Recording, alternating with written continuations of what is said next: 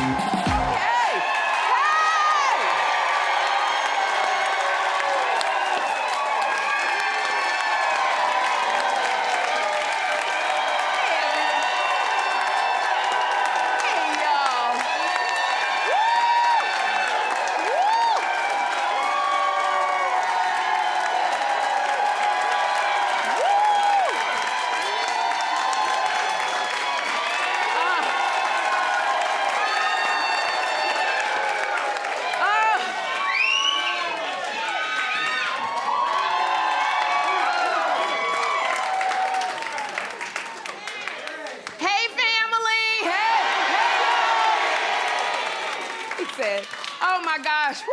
You know, I always say that, John, that we have a great show for you today. I always say that, but this, I'm very excited because this has been on my dream list, my wish list for a long time for both of these gentlemen. The first one is Joseph Sikora.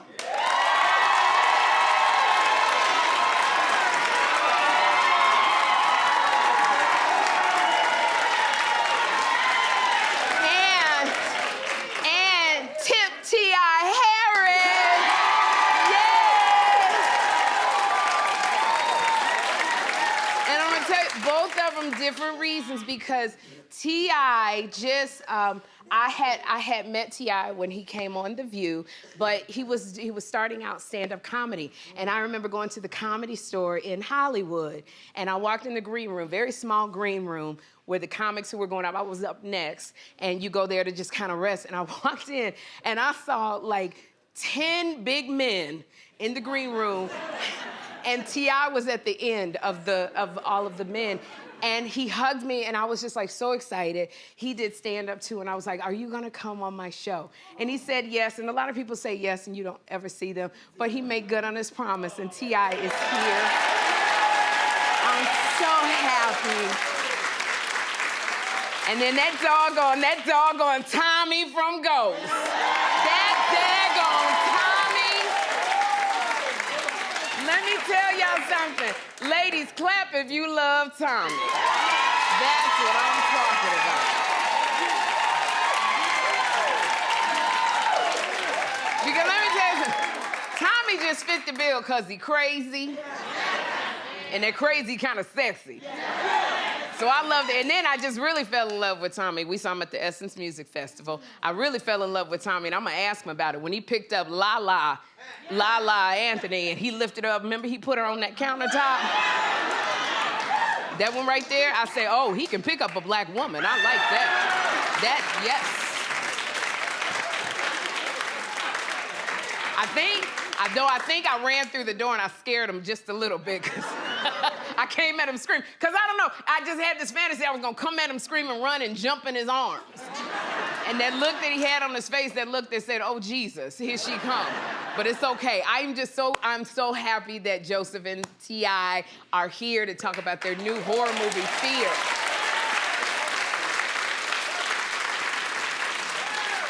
I am.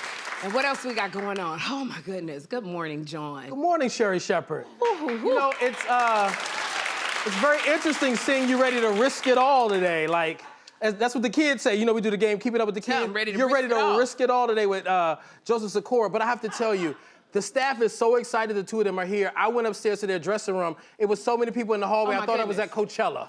Okay, I was like, what the heck is happening? Even your assistant, Edie. I know. And And let me tell you something about my assistant, Edie. She don't like to take pictures. She doesn't like to be seen. Most of the time, if you see me pose, it's always her hand. She refuses. I think she's wanted in a few states. But she never wants a picture with anybody. And I swear, I'm talking to Joseph Sikora. She's like, hey, my name's Edie. I love you. When I tell you, and same thing with T.I. And all the interns. Joseph told her, he said, we must take a photo before we leave. She's like, no, I don't do photos. Just wanted to meet you. I love it. All our interns are up there. Everybody, this has been the most crowded that hallway has been. Coachella. With Coachella with T.I. and Joseph. But I gotta tell y'all, somebody who else is doing it. Pete Davidson has done it again. So let me tell you what Pete is doing. Pete Davidson has got a new woman. Yes, no, don't moan. He's dating his co-star from the movie Bodies, Bodies, Bodies. And her name is Chase Sweet Wonders. Now, first of all, didn't he just break up with the other girl, Emily Ratajkowski? That was just literally last Tuesday at 3 o'clock. This was quick. So Pete and Chase were spotted making out at Universal Studios, going down the escalators. Now, big surprise. Okay, and they were making out. Now, let me tell you something, big surprise. If you don't know nothing about Pete Davidson, he will have his tongue in your mouth. That is the thing with Pete. Pete like kissing. But this is the thing, this is Universal Studios. This is a lot of kids here. I have an annual pass to Universal. I always take my nieces and nephews, so it's kids watching. This is the last thing I need Jeffrey seeing. He's 17. Oh my goodness. So Pete met Chase at work. He met Ariana Grande while working on SNL. He met Kim Kardashian while working on the SNL. I think that the workplace is the best place to meet somebody, because you see the same people every day. Oh, wait. Okay, so clap if you think that work is a good place to meet somebody. Really? And clap if you don't think work is the best place. Y'all, I'm sorry, respectfully, I gotta disagree with y'all, because work is where you are with this person most of the time. Barack and Michelle Obama, she said that he wore her down at work. This is where the person sees you in your cubicle. He sees you at your worst. He sees you at your best. I love, when you go through the, what do they call it? You got to take all of the harassment seminars and all of the... Orientation. The orientation stuff. You got to fill out all them damn forms saying you promise not to do a workplace romance. I tore mine up. I was like, no, sir. No, sir. Let me tell you something. Where else but work am I gonna meet Joseph Sikora? It's got to be at work. But I love workplace romances. It's just, look, we got a married couple on our staff. We got Brendan, our stage manager, and Suzanne. Now these two, this is Brendan and Suzanne right here. Now, they did not meet at a Starbucks. They didn't meet on the Treasure Island. They met about 100 years ago when they were working on the Rosie O'Donnell show.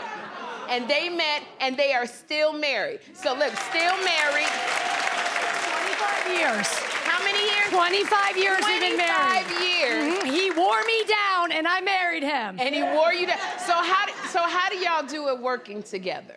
It was a little tricky, because in the beginning we kept it quiet. Yes, that's what you gotta do. We snuck around a little bit. You gotta do that. And we slowly started, going out together after work and stuff like that. And then we just sort of let people know. And then we took a Friday off from work and got married down at City Hall.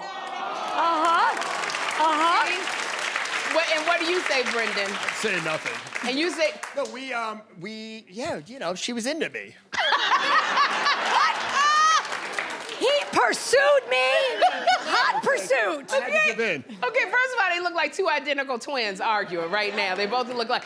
But see, here's the problem. They've been married 25 years. It's a problem when you work together and you argue or you don't get along. Like, I can always tell when Brendan and Suzanne, they done had an argument, because I don't see Suzanne nowhere. She ain't bouncing. She ain't doing all of that. Because that's Suzanne, that bouncing. And she's like, so I don't see... Suzanne is never nowhere on the floor. And Brendan gives me my time cue, so I'll be standing back there. He goes, 1 minute, 2 minutes, He just be standing there. He don't say anything. And I go, am I supposed to go on right now, Brendan? He just don't say nothing. So, but I like it when y'all together because y'all are the most wonderful couple. You Very two. lucky. Thank We're you. very lucky. Thank you. Thank you. Can't get enough of me. Attached at the hip. So I say, Pete and Chase, good luck to both of you. Have fun while it lasts. And I wish you all the best. Don't know how long it's going to last. Now, I gotta say, 76-year-old Cher is still going strong with her fiance, Alexander Edwards. Let me tell you something. Alexander Edwards, he is 36 years old, younger. He's 36 years old, so he's 40 years younger than Cher. 40, yeah. Now, he was previous... clap if you think that's too young. Oh, Okay, I do. okay.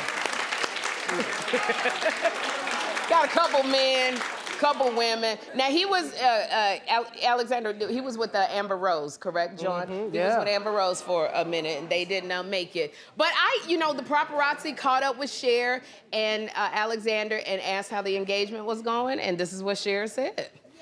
Okay, sir, can we see the ring, please?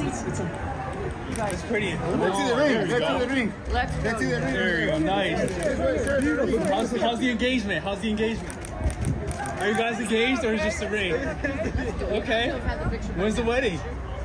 No. We're backing up. We're backing up. We gotta take advantage. Okay, so I don't want to be cynical, but the one thing I would say to Cher is, Cher, you got to get a prenup. You have to get a prenup. And the reason why I say that is because Cher has a huge catalog of music. If you don't get a prenup, you're not protecting your assets. And she's got a lot more to lose than Mr. Alexander. If they get married. And let me tell you one of my favorite songs. Every, that's all I ever heard. I don't want him to have that song. So, and then and I said this too because when I saw this picture, look at his hand, look like it's in a purse. That's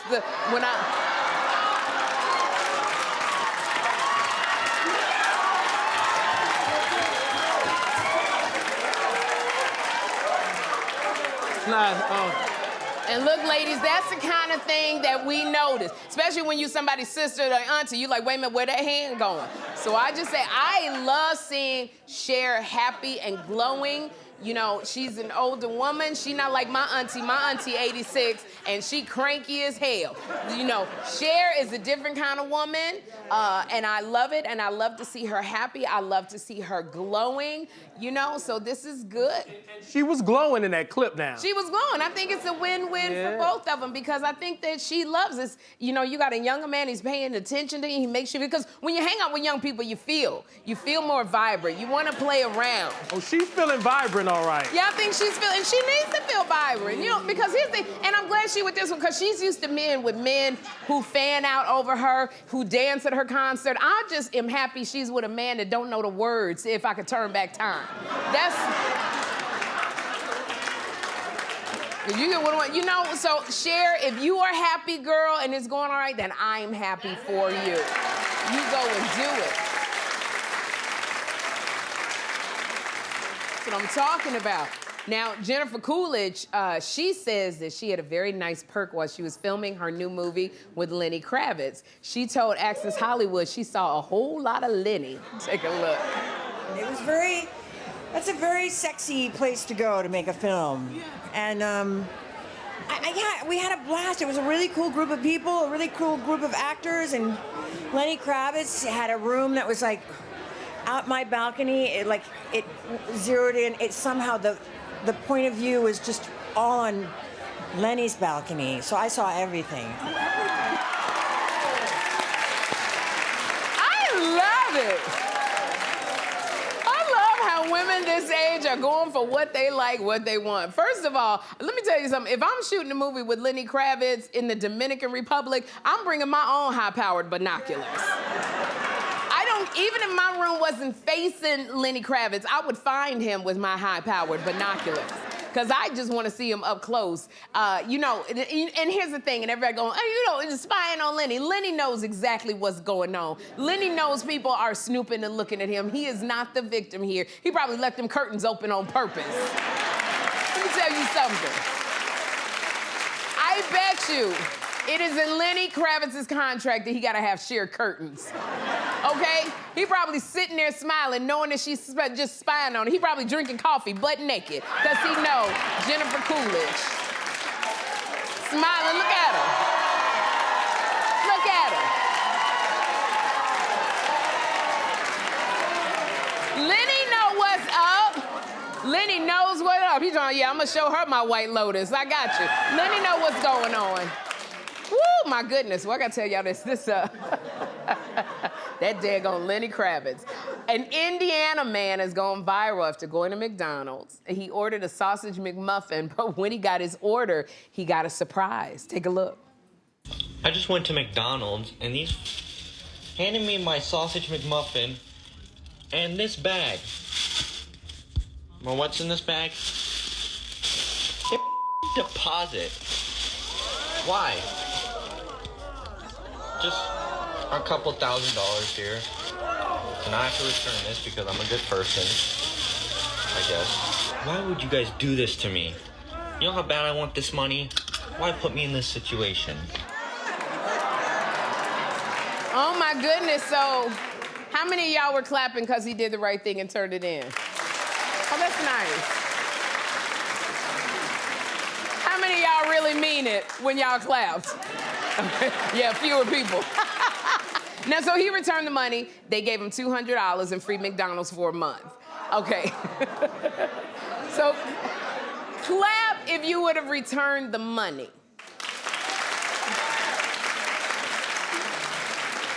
And clap if you would have thought that's just a blessing from the Lord. And you would have...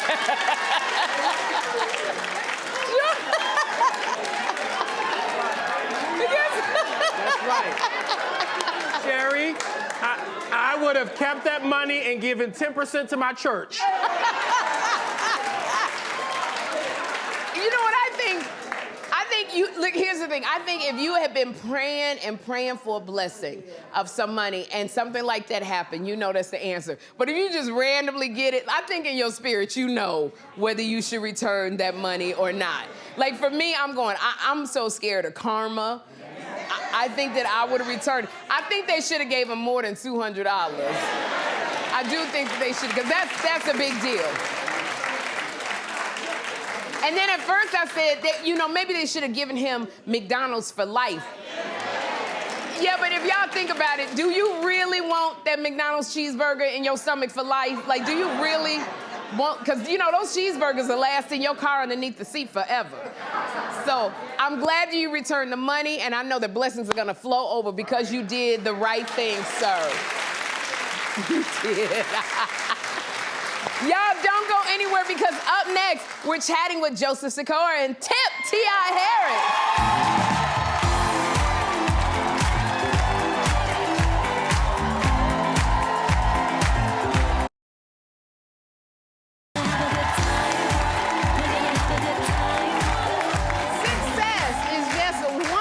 To describe my next guest. One is a legendary rapper and actor, while the other plays one of the most iconic characters on television. Now they're bringing their talents together to a film that is sure to challenge your fears this weekend. Please welcome Joseph Sikora and T.I. Harris.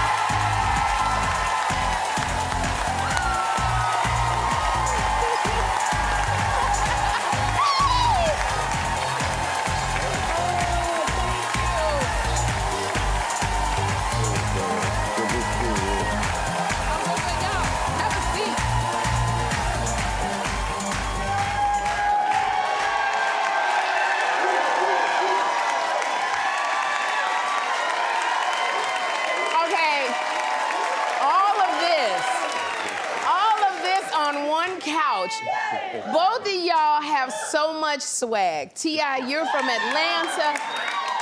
You're from the Dirty Dirty. You got your swag. Joseph, you're from the Shy. You're from Chicago. Like, where did all this swag come from? My daddy. Your daddy? Yeah. I mean, yeah, I think, I was just, groomed to be a gentleman. All right, okay. I like that. That's a swag answer. What about you, Joseph? Tommy's got a lot of swag. I have less swag. Are you saying like kind of, you're not nerdy, are you? Like kind of geek? I'm a little nerdy. I'm a little nerdy. I like, I love history and documentaries. I love to read. Okay, that's sexy as heck, ain't it? That's sexy. Joseph could have said, I make clothes for mice, and I'd have been like, that's so sexy. I love it. Like, okay, so Joseph, we love you as Tommy in Power. Like,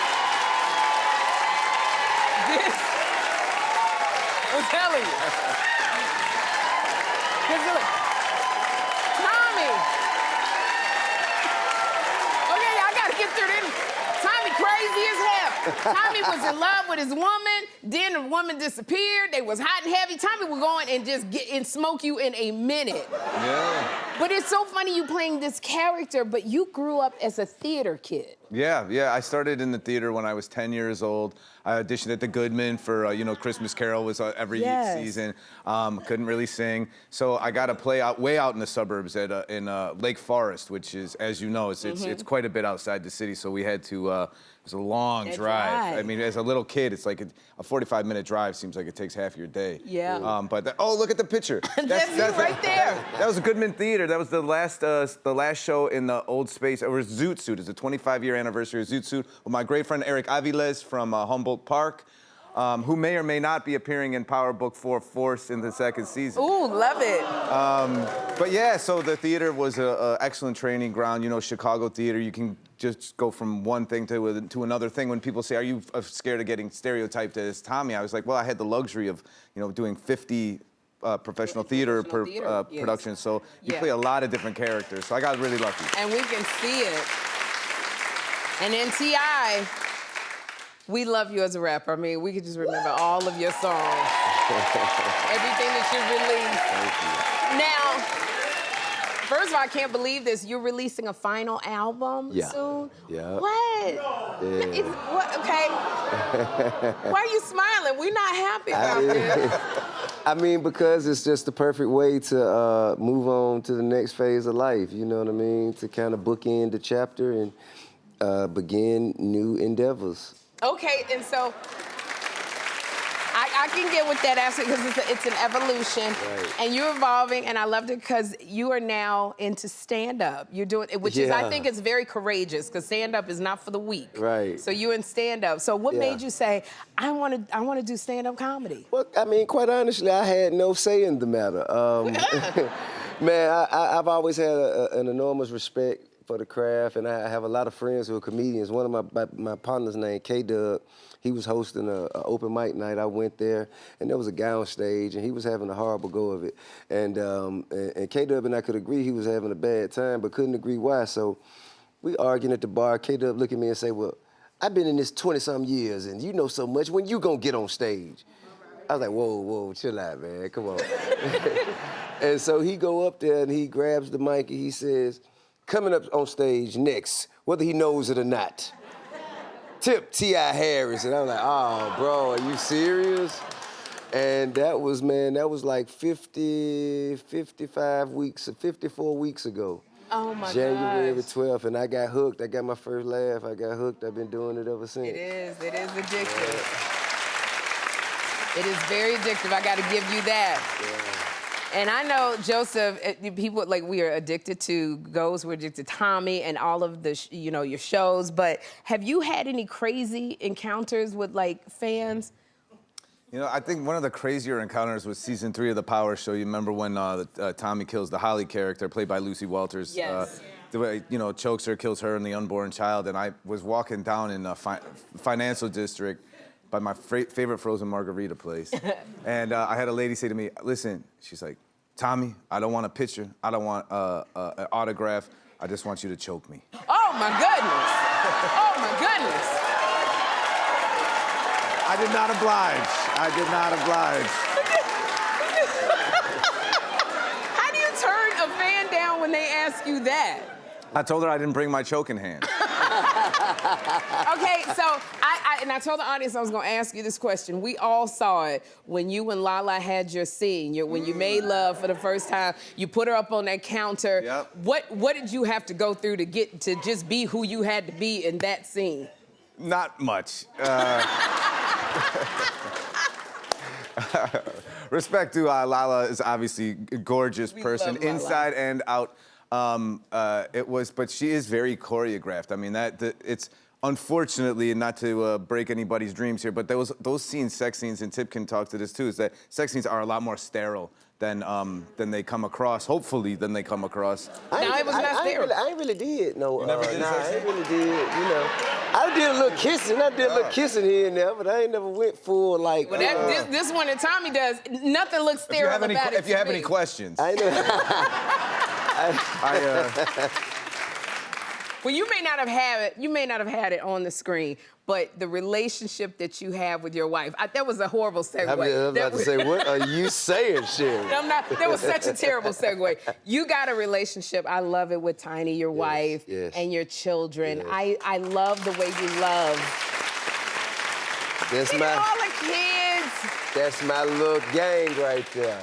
So, do any of them, they want to be, like, in the business? Unfortunately, yes. Unfortunately. And there's nothing, I mean, I tried as hard as I could to push all of them outside of the music business just because of all the treachery and, you know, just all of the betrayal I know that come with it.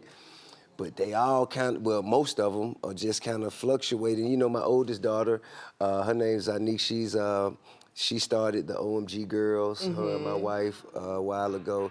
Damani, he's also rapping. King's rapping. My youngest daughter, Aris, you can't stop her from singing. Yeah. You know, she's not scared of anything. She'll come out here and sing a song right now, you know. Do you think it's in the DNA? T.I. I mean, potentially, you know, I don't know where they get it from. It's definitely in the A. Yeah, I think it absolutely. I see what you did there. Now, Joseph, I want to go back to you. You got, you know, besides doing everything you do, you have, they told me you have another dream role. Oh, yeah, I always want to play James Bond. James Bond. Yeah. James Bond. Yeah. Like, do you have that James Bond look, that whole... I mean, I am from the theater, darling. Yeah. So, yeah, I used to love spy stuff, and I love that world. I was like, man, boy, I'd always love to play James Bond. Yeah, so that'd be my dream role, sure. Because I was wondering, they told me you wanted to play James Bond, and I said, what would Tommy look like as James Bond? Now this is what I got. Hey. Like, and then, you know, James Bond is always, he's shirtless. This is Daniel Craig coming through the water shirtless. So I was trying to picture what would Joseph Sikora look like? It kind of looks like Pierce Brosnan and Kate Blanchett had a baby. I love it. I think this one looks good. I would love to see you in Bond, playing James Bond. Be great. We have to manifest that, y'all. We got to keep saying that. Now, T.I., I remember watching this movie. I remember watching ATL when I was younger. It was 20 years ago. This was the movie. And you know fans want an ATL too. Yeah. Are there any talks of you guys reuniting? Yes, there have been. Yeah. There have been discussions. You know, we went so far as to, you know, I'll kind of approach the studio, and we got a green light from Warner Brothers. We're developing a script, and, you know, tragedy struck Lauren London's home. And, you know, she just, you know, kind of evolving into a headspace where she can reapproach the character of Nunu again. But as soon as we reach that evolution, the whole cast is ready to go. Okay, I can't wait. Yeah, me too. That was the movie. All right, y'all, they're not going anywhere because up next, the fellas are sticking around to chat about their new movie, Fear. Keep it here.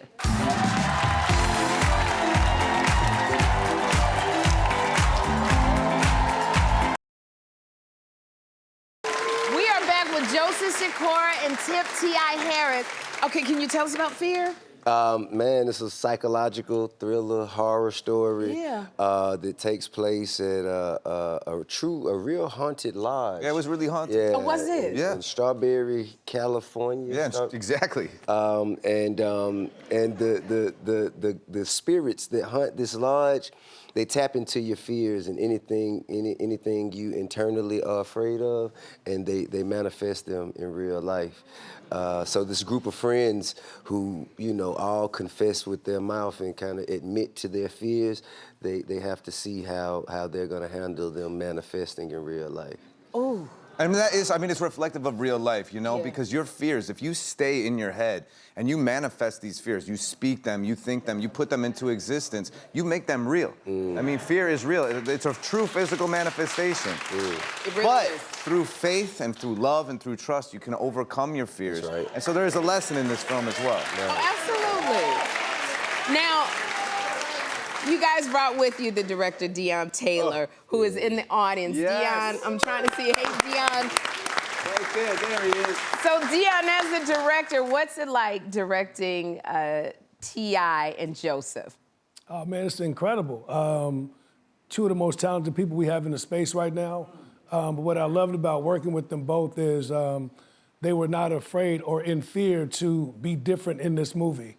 It really challenged both of them as actors, where we love Joseph as Tommy, but in this role, he had to play something completely opposite of what he does daily. And for Tip, being as vibrant and strong as an alpha male as he is, he had to have a lot of vulnerability in the film and had to have some moments, you know, where he had to lean on other people and had to be trusted.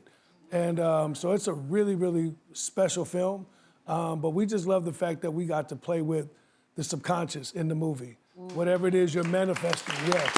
And that's the suspense of it all. Playing with the subconscious and what's coming true and what you're manifesting in that fear. The mind is something else, man, when you allow it to, you know, take over the rest of the functions. And go to those dark places. It's the most powerful thing on the planet. That's Ooh, right. no, you know what the most powerful thing is? Lifting up a black woman. That's what's powerful. Joseph and Tip, thank you so much for being here. Fear hits theaters this Friday. Go and see it. Up next, we're spreading awareness about multiple sclerosis or MS. Keep it here. Yay, Joseph Sikora.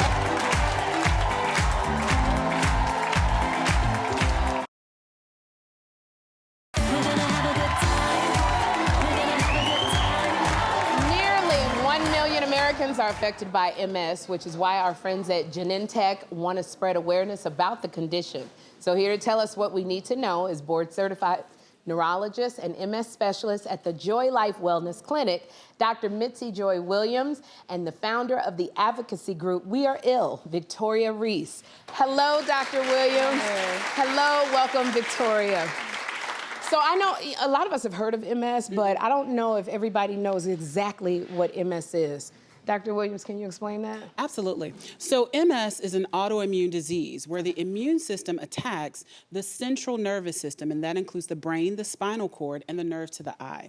It's a disease of young people. People are diagnosed between the ages of 20 and 40, and sometimes the symptoms can be confused with other things, so people may have a delayed diagnosis. Numbness and tingling, weakness, visual changes, and we want people to be evaluated early because early diagnosis and starting treatment with high efficacy therapy could potentially delay long-term disability. Okay, I didn't know that between 20 and 40. 20 and 40. Wow. Okay, so Dr. Williams, are there certain groups who are more at risk for developing MS? Absolutely. So traditionally, MS has been thought of as a young white woman's disease. We know that women are much more affected, but there are recent studies suggesting that actually it's occurring a lot more commonly in Black and Hispanic Latinx communities than we previously thought. And there are also studies suggesting that the incidence may be highest in Black women. And this is really important because there's more disability that could occur. There also is more, physical changes over time. And we don't have enough research with these populations to understand why we're seeing those trends. Wow.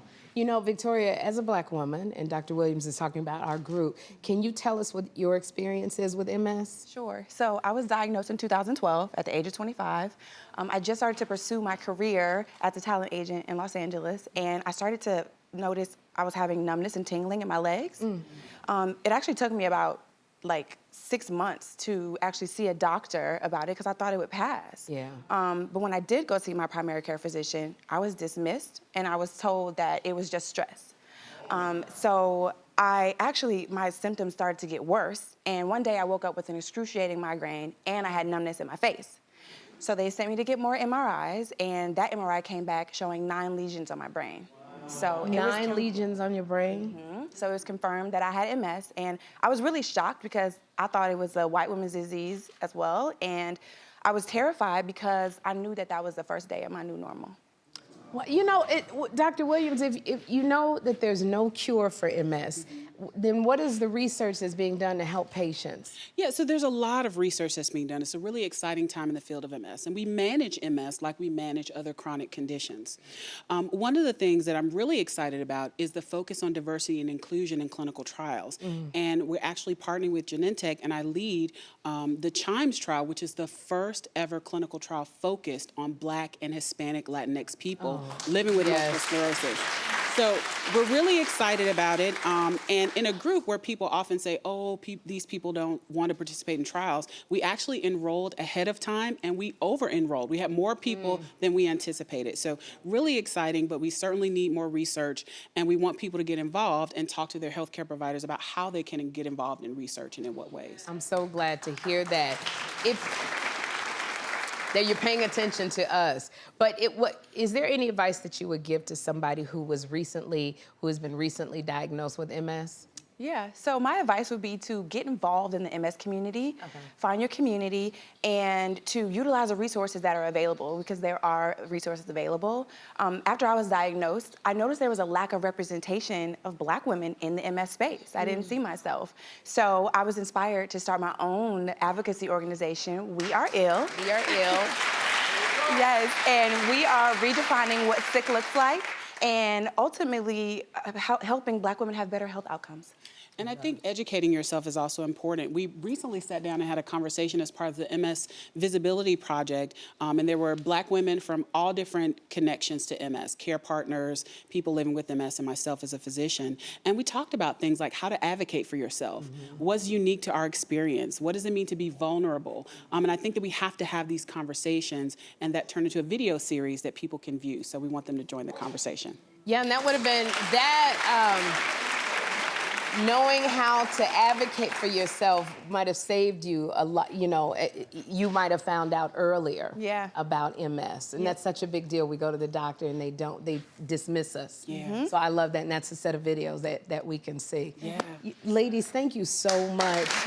I want to thank you both for being here, Dr. Williams and Victoria.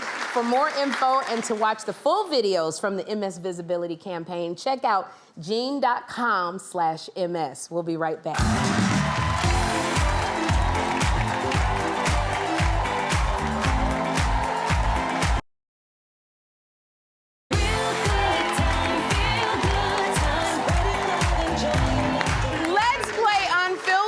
I am here with Christina from New York. Hey, Christina. Hey. Okay, so Christina, I'm gonna show you a picture of a celebrity with a funny filter, and you gotta guess who it is. Right. So let's see our first filtered celebrity. All right, I'll give you a clue. She's known for her signature gap between her front teeth.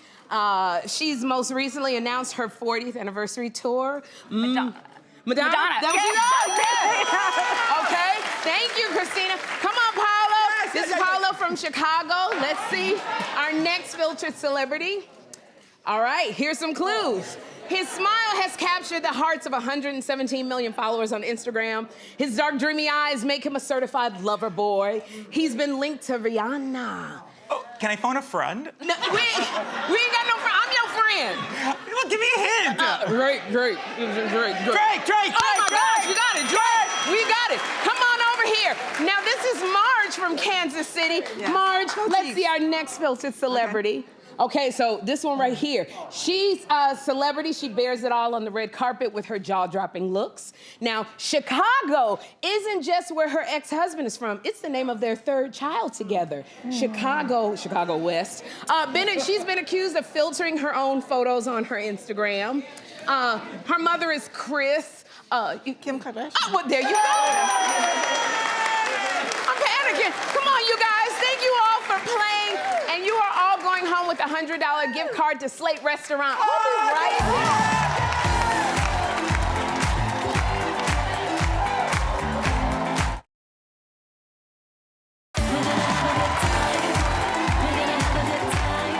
Now, this week in comedy, The legendary comedy series Chappelle's Show premiered 20 years ago.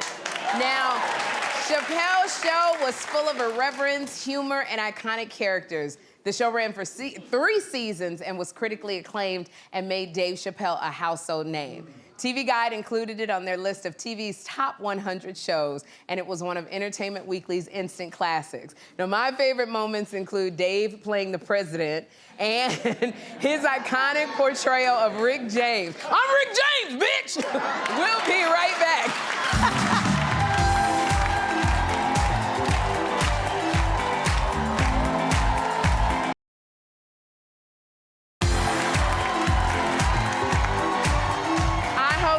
On today's show put a smile on your face. I know someone on today's show put a smile on my face.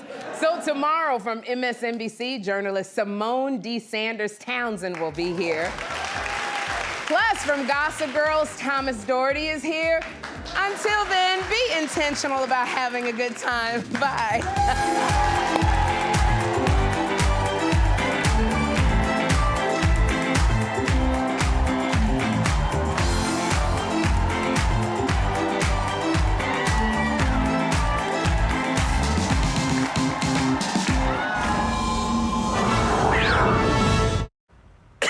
Nice.